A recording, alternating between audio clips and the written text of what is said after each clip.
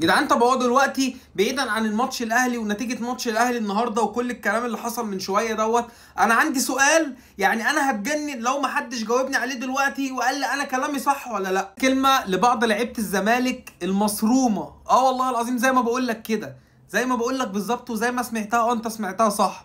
يا جدعان عايز اسالكوا سؤال، هو ده بيلعب معاكم في الفرقه على فكره، يعني اللعيب ده معاكم في الفرقه، نفسي اعرف ليه ما بيتلعبش في الجبهه بتاعته. يعني احنا دلوقتي مميزين في الجبهه بتاعت خوان بزيرة، والواد كان كويس وعمل شوط كويس في الشوط الاول، ليه بقى ما بنلعبش ناحيه الجبهه بتاعته؟ ليه اللعب كله ناحيه جبهه ادم قايد اللي هي اصلا ميته؟ يعني سؤال لغايه دلوقتي انا عايز اعرف السؤال، ليه ما بنلعبش ناحيه خوان بزيرة؟ ايه الفكره ان اللعب كله الناحيه التانيه؟ ايه الفكره ان ناصر ماهر ما بيلعبش غير ناحيه الشمال؟ ايه الفكره ان ناصر ماهر ما بيلعبش وما بيباصيش لخوان بزيرة؟ ولاعيبه كتير من لعيبه الزمالك ما بيباصيش، على فكره ده معاكم في الفرقه.